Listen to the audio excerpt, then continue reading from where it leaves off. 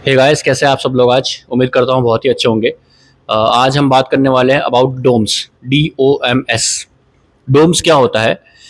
एक muscle pain होता है आपकी बॉडी में जब आप या तो नया वर्कआउट करते हो या फिर आप कोई बिगनर हो, और तब आपको ज़रूर एक्सपीरियंस होगा। आई एम श्योर कि ये शायद जितने भी लोग जिम गए हैं या जितने भी लोगों ने किसी भी तरह की फिजिकल एक्टिविटी की है ना, चाहे वो होम वर्कआउट हो, चाहे वो किसी भी तरह का कोई ग्रुप सेशन हो, ऑनलाइन वर्कआउट हो, जिम के अंदर कोई स्ट्रेंथ का वर्कआउट हो, किसी भी तरह का कोई भी वर्कआउट आपने किया हो, इवन अगर आपने पार्क में जाके सिर्फ रनिंग भी की हो, तो आप लोगों ने ये पेन ज़रूर से एक्सपीरियंस किया होगा। और जनरली ये पेन आपको इंस्टेंटली नहीं होता है, ये पेन आपको होता है 24 आवर्स से लेकर 72 आवर्स के बाद। कुछ लोग इसे स्वीट पेन भी बोलते हैं, जिसमें मज़ा आ जाता है वर्कआउट जब हम करते हैं और अब पेन होता है। तो जो लोग इंटरमीडिएट या एडवांस एथलीट होते हैं, तो इनको जब नेक्स्ट डे पेन होता है तो उन्हें लगता है कि यार वर्कआउट बहुत अच्छा हुआ है। और कुछ लोगों का मिथ ये भी है कि अगर ये पेन नहीं हुआ है तो हमारा वर्कआउट ही वेस्ट हो गया है। तो क्या ऐसा एक्चुअल में होता है या फिर ये सिर्फ एक मिथ है? तो फर्स्ट थिंग फर्स्ट, देखिए ये मिथ है एक तरह का कि अगर आपकी बॉडी में पेन नहीं हुआ है तो आपका वर्कआउट खराब हो गया है। ठीक है, ज़रूरी नहीं है कि आपने जब भी वर्कआउट किया है आपको ये पेन फील होगा या महसूस होगा। आप जब भी किसी भी तरह का कोई न्यू मसल को टारगेट करेंगे, सपोज मैं अगर एक एडवांस एथलीट की बात करता हूँ या फिर एक इंटरमीडिएट एथलीट की बात करता हूँ, तो उसे ये पेन कब फील होगा? उसे ये पेन तब फील होगा जब उसने सपोज कोई ड्रॉप सेट लिया होगा, कोई सुपर सेट लिया होगा, या कोई अलग मशीन उसने ट्राई करी होगी, तब उसे ये पेन होगा। अदरवाइज अगर जो भी एडवांस एथलीट है या फिर इंटरमीडिएट एथलीट है, अगर उन लोगों ने अपना रेगुलर वर्कआउट फॉलो किया है, वो पेन उन्हें नहीं होगा, क्योंकि किसी भी तरह का नया मसल स्टिमुलेशन हुआ ही नहीं है वहाँ पे। ठीक है। और जितने भी लोग बिगनर्स होते हैं, जिन लोगों ने फर्स्ट टाइम जिम किया है या ज्वाइन किया है, या जिन्होंने फर्स्ट टाइम किसी भी तरह की फिजिकल एक्टिविटी की है, उन्हें ये पेन होता है। तो जो लोग न्यू कमर्स है, जो लोग न्यू गोवर्स हैं जिम में, सबसे पहले तो मैं उन्हें यही कहना चाहूँगा कि आप जब जिम में फर्स्ट डे एंटर करते हैं तो कोई ज़रूरत नहीं है अपने आप को ओवरली पुश करने की। आप आज जिम में आए हैं, आपको एक हफ्ते में रिजल्ट नहीं आएगा। ठीक है, आपको बहुत पेशेंट होना पड़ेगा इसके लिए, और it takes months and year to see those results जो आपने इमेजिन किया है कि मेरी बॉडी उस तरह की हो जाएगी या मेरा फैट लॉस होने के बाद मैं इस तरह से दिखूंगा। तो ये एक बहुत ही लॉन्ग प्रोसेस है, तो इसे आपको बहुत ही पेशेंटली फॉलो करना होगा। ठीक है।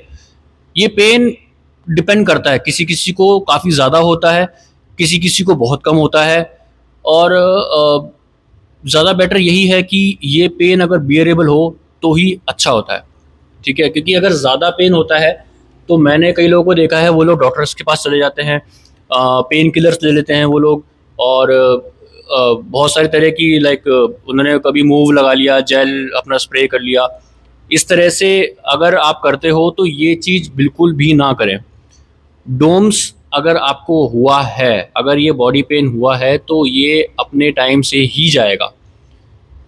आप किसी भी तरह की कोई भी एक्सरसाइज कर लो, कोई भी एक्टिविटी कर लो, ये इनवाइटेबल है एक तरह से। ठीक है, ये नहीं जाएगा। It will take its own time. Depend करेगा कि ये कितनी देर से हुआ है और कितना लंबा चलने वाला है। ठीक है। नाउ इसके जो कॉजेज़ होते हैं, कॉजेज़ क्या होते हैं? कॉजेज़ होते हैं नंबर वन इसेंट्रिक एक्सरसाइजेज, जो कि थोड़े से एडवांस एथलीट्स को होगी। जैसे कि मैंने पहले बताया था, अगर वो लोग किसी भी तरह से अपने मसल को नए तरीके से स्टिमुलेट करेंगे, अगर जैसे मुझे वर्कआउट करते हुए काफ़ी टाइम हो गया है, ठीक है, तो मुझे जनरली ये पेन नहीं होता है। बट इन केस अगर ऐसा हुआ मेरे साथ में कि मैं अपने आप को ज़्यादा पुश कर रहा हूँ, या अगर मैंने ड्रॉप सेट लिया है, या अगर मैंने अपने वर्कआउट में सुपर सेट ऐड किया है, तो ये ज़रूर मेरे साथ में होगा। ठीक है। हाँ, ये हो सकता है कि बहुत एक्यूट ना हो, ये हो सकता है कि ये बहुत ही मतलब मिनिमलिस्टिक हो, एक बेरेबल पेन वो होगा, बट ये होगा जब भी मैं किसी भी तरह का नया वर्कआउट करूँगा, जब भी मैं किसी भी तरह से अपनी बॉडी को एक्सर्ट करूँगा नए तरीके से, ये पेन होगा। नाउ इट डिपेंड्स कि ये मुझे कितनी देर तक रहता है और कब तक रहता है, ठीक है? और ये भी डिपेंड करता है कि मुझे ये कब होता है। जनरली पर्सनली मुझे ये नेक्स्ट डे हो जाता है, ठीक है? और कई लोगों को हो सकता है कि ये नेक्स्ट डे ना हो, जब बॉडी पूरी तरह से रेस्ट पा जाती है उसके बाद हो, ठीक है? तो ये भी हो सकता है और ये कुछ दिनों तक भी रह सकता है। तो वही बात है, पैनिक करने की ज़रूरत नहीं है, किसी भी तरह से आपको पेन किलर लेने की ज़रूरत नहीं है, डॉक्टर्स के पास जाने की ज़रूरत नहीं है। And to be honest, what I think is doctors को भी शायद इसके बारे में पूरी तरह से नॉलेज नहीं है कि DOMS जो होता है ये इनवाइटेबल होता है और ये नहीं जाएगा आपका। पेन किलर्स आपको भी पता है, ये पेन किलर्स डायरेक्टली मसल पे काम नहीं करती है, ये आपकी ब्रेन में काम करती है। वो ये मैसेज भेजती है वेन्स को, नर्व्स को कि यहाँ पे पेन हो रहा है, इसे बंद कर दो। तो बेसिकली सिर्फ आपका वो नर्व पे ही इफ़ेक्ट डालता है वो प्रॉपरली आपके मसल पे उसने कुछ भी असर नहीं किया। तो पेन किलर्स एक्चुअल में डेंजरस भी होती है, सो प्लीज़ वो तो बिल्कुल ही ना लें। एंड डॉक्टर्स को आप अगर आपको दिखाना है तो दिखा सकते हो, but do believe in your trainer. अगर वो हो रहा है लाइट स्ट्रेचिंग से जाएगा ये, बट स्टिल ये पूरी तरह से इंस्टेंटली नहीं जाएगा, ठीक है? और जो दूसरा इसका कॉज होता है वो होता है micro trauma. Micro trauma beginners को भी होगा, एडवांस एंड जो इंटरमीडिएट होते हैं इनको भी होगा।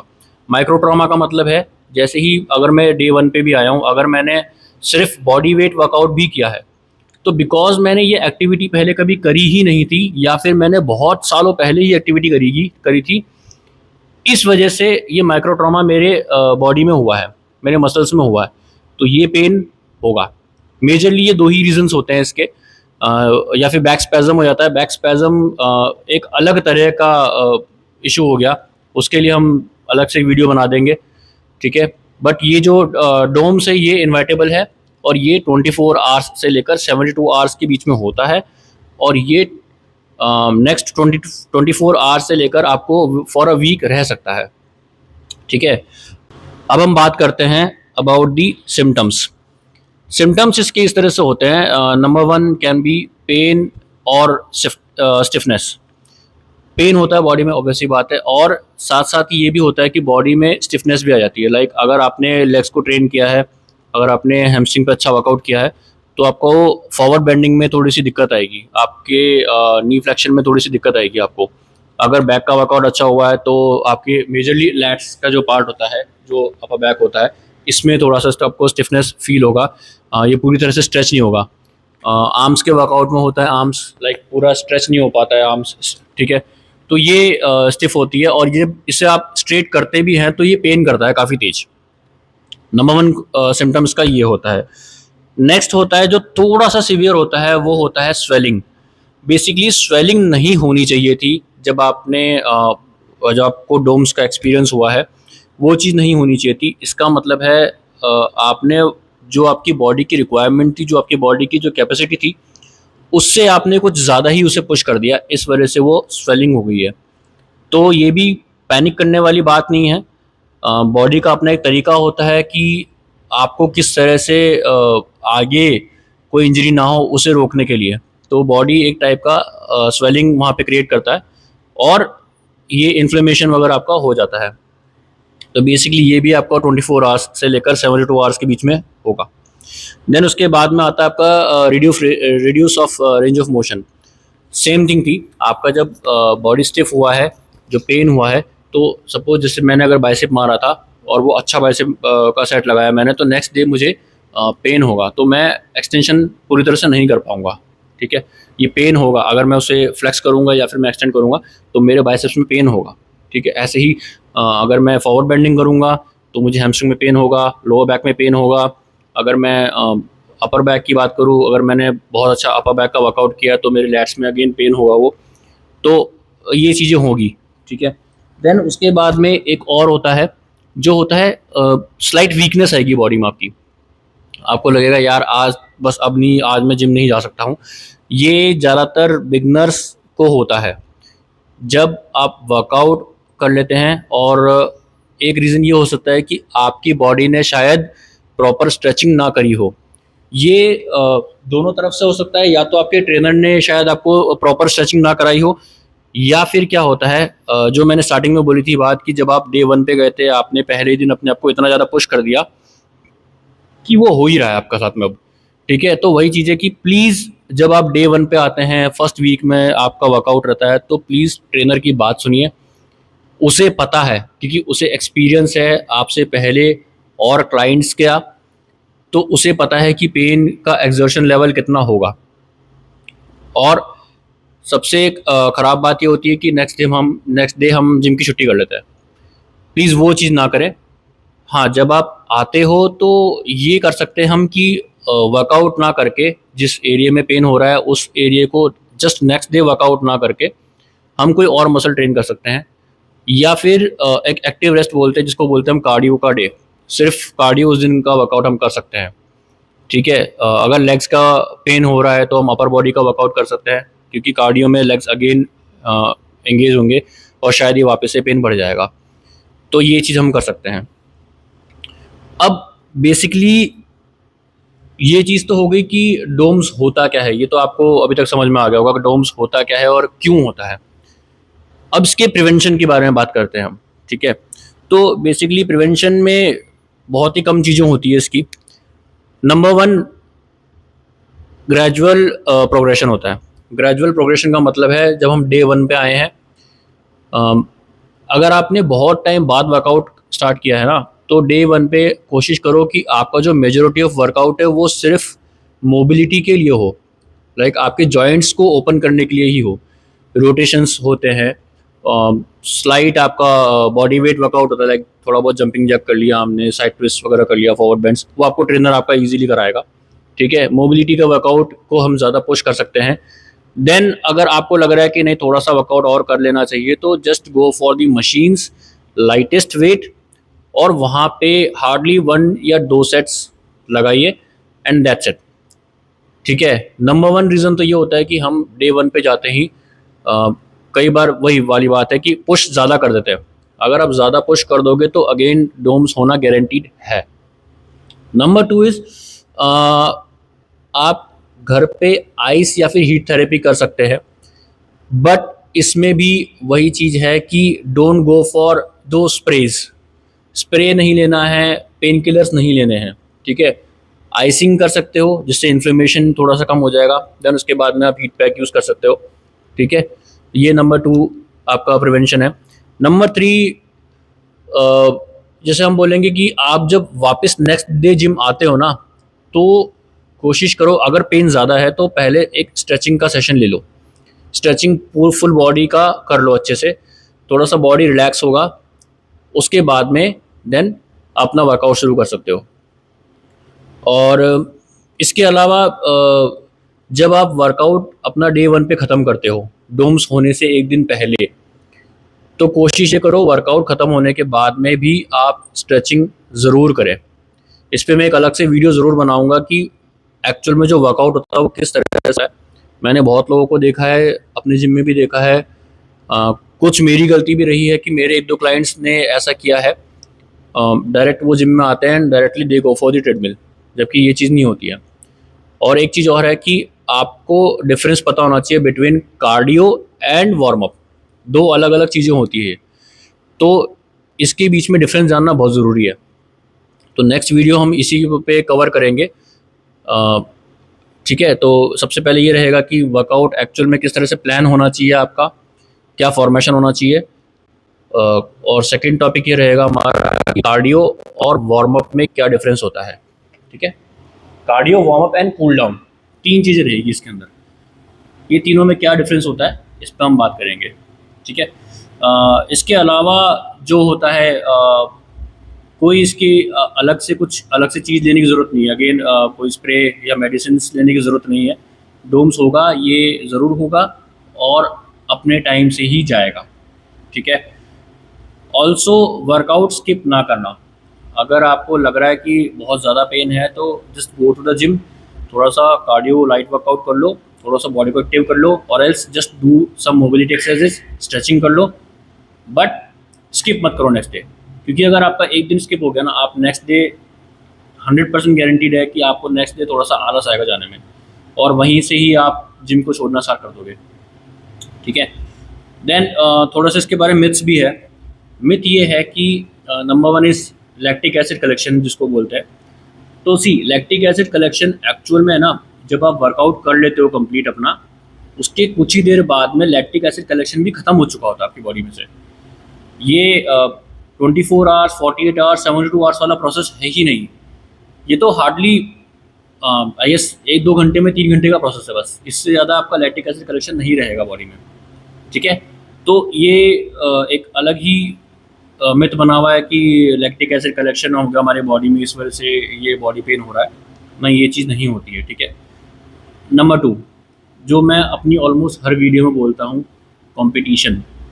कंपटीशन नहीं करना है किसी से भी। ठीक है। आप किसी से इंस्पायर होके आए हो या आप किसी से जेलस होके आए हो, मोस्ट ऑफ द टाइम ये होता है कि हम जेलस होके आते हैं, इंस्पायर होके नहीं आते हैं। प्लीज़ मेक श्योर कि आप अगर किसी की ट्रांसफॉर्मेशन से इंस्पायर हुए हो, ना कि जेलस हुए हो। ठीक है। हर इंसान का मैकेनिज़्म अलग है, हर इंसान का बॉडी का रिस्पॉन्स सिस्टम अलग है। Please do not try to copy them. आपकी बॉडी है, आपको पता है कि उसकी लिमिटेशन क्या है। सो प्लीज़ ट्राई करो कि जितना हो सकता है उतना लिमिटेशंस में वर्कआउट करें हम। डे 1 पे ही अपनी बॉडी को एक्सर्शन पे मत लेके जाइए प्लीज़। एंड एक और रीज़न होता है विच इज़ कॉल्ड, मैंने कई लोगों को देखा है बोलते हुए, नो पेन नो गेन। नहीं, ऐसा नहीं होता है। ठीक है। नो पेन नो गेन सिर्फ एक कोट है।